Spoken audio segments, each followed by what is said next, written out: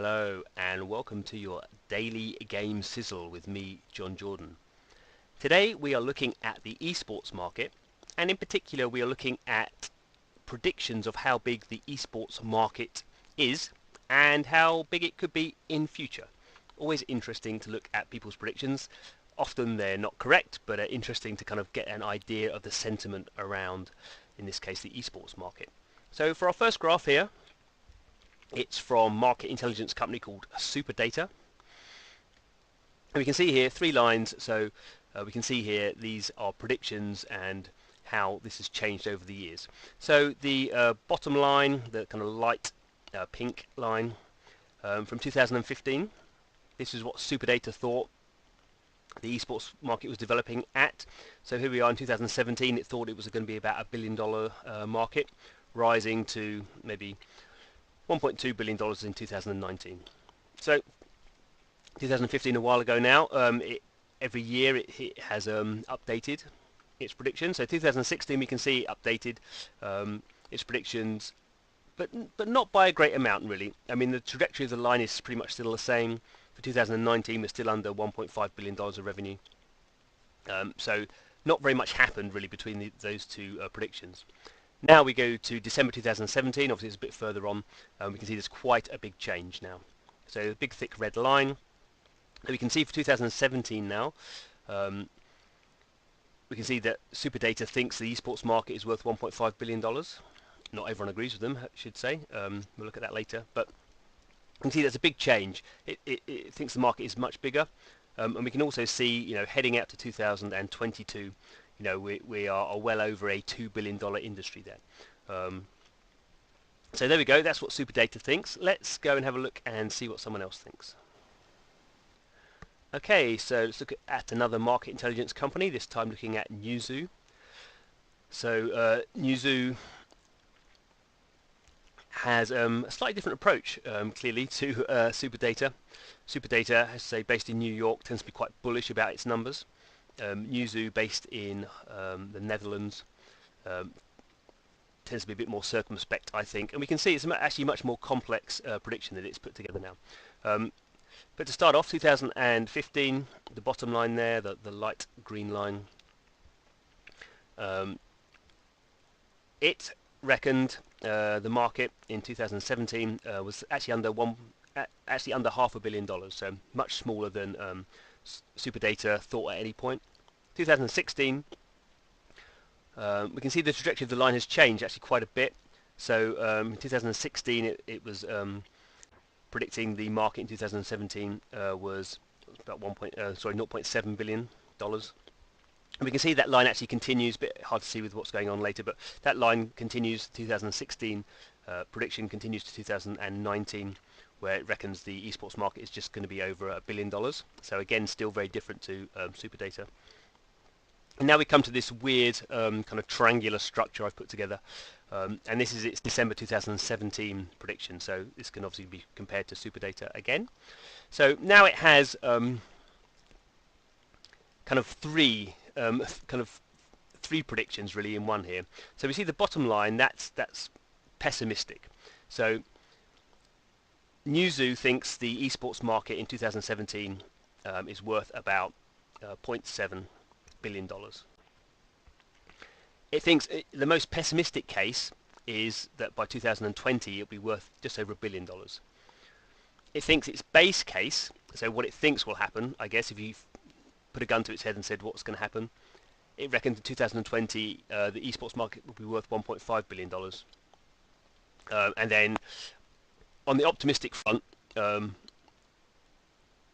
we could say it's being quite a bit more optimistic than it is being pessimistic, but heading up to $2.5 billion on the optimistic front by 2020. So we see what I take from this is there's quite a range of uncertainty about what's happening with the esports market, certainly over the next few years.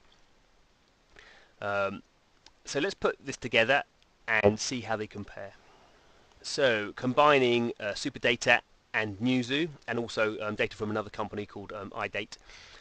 This is where we kind of see now. I've kind of tidied it up. So this is just the predictions from 2017, the end of 2017, where we think the market's going. So if you look at 2017, we can actually see IDATE, which is a French company, and Newzoo both agree that the esports market is under $1 billion, but we could say roughly $1 billion, maybe a little bit under. We can see Superdata much higher. So Superdata is up to 1.5, $1.6 billion. So already, even for the kind of the current market, there's quite a strong disagreement about how big the esports market is. Why is that? Well, partly I think it's very hard to understand what's coming out of China at the moment. So China is a very big market, and lots of companies there are talking about esports. Whether they mean esports in the way that we think about it in the West, which is a professional league-based organisation where teams play each other for prize money. That's kind of what we consider classic esports. A lot of Chinese companies, particularly Chinese mobile companies now, are talking about esports, and they're talking about it in a more, in a slightly looser way. They're talking about it as a way of retaining and monetizing their existing audiences. So they're talking about esports as competitive play, not really as organised teams, but more kind of as ad hoc competitive play where people can win prizes. So that's a big thing I think for the next few years, is to sort out exactly what esports means, because obviously we can't say how big the market's going to be if we don't really know what the definition of esports is. That's something to that has to be worked out. But looking forward anyway, in terms of the predictions that we've got, we can see Superdata. I guess what's most interesting here is Superdata, as I say, is generally quite bullish, and we can see in 2020 it is the basic Superdata prediction is much higher than the kind of baseline Newzoo prediction. So Superdata reckons about $2 billion in the year 2020. Newzoo reckons about $1.5 billion in its base case. Obviously, its pessimistic one, the one in this graph I've called base minus, is much lower. If you look at base plus, Newzoo's positive kind of prediction, that's actually much higher than Superdata's prediction for 2020, but actually kind of agrees with IDATE.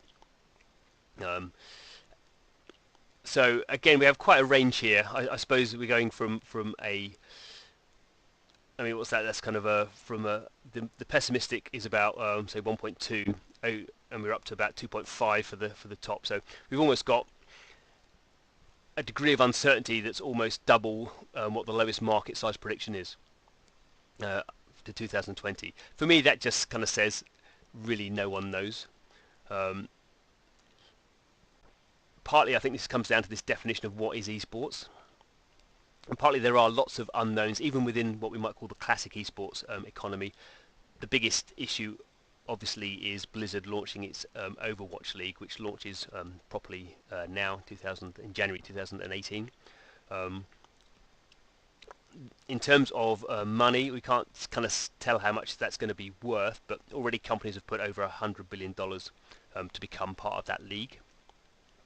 So I think the assumption is that's going to be a part of the market that's going to be worth hundreds of millions of dollars, potentially worth in some broad sense $1 billion in and of itself. And I kind of think that's where this uncertainty, this kind of pessimism, optimism, kind of range comes into place. The esports kind of community is in some ways quite well understood in terms of things like League of Legends and Counter-Strike, the kind of the Dota 2, the three big games at the moment.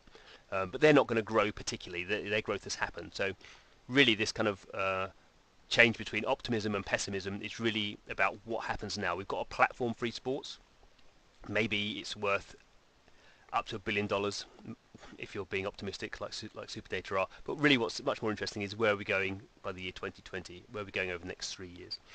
And really, at the moment, no one knows, because no one knows the initiatives that have been set up now, how successful are they going to be. Which I think is quite, actually quite a positive thing. I think sometimes when we look at these predictions, these market intelligence companies, it's very easy to fall into the idea that they know what's going on. Clearly they don't. They're making a best guess depending on what's the situation now. The situation now is so uncertain, really no one can make a guess. And I think that's the most honest conclusion to take from looking at all this data. So anyway, thanks for watching the video. We like crunching data about the games industry and trying to make some conclusions from it. So if that's something you're interested in, don't forget to subscribe to our channel. But thanks for watching this video, and hope to see you again soon. Hi, and thanks for watching right to the end of the video. We always like to see your comments, so please put them in the comments section below. And don't forget to subscribe. And check out some more of our other videos about the mobile games industry. There's two really good examples on your screen right now.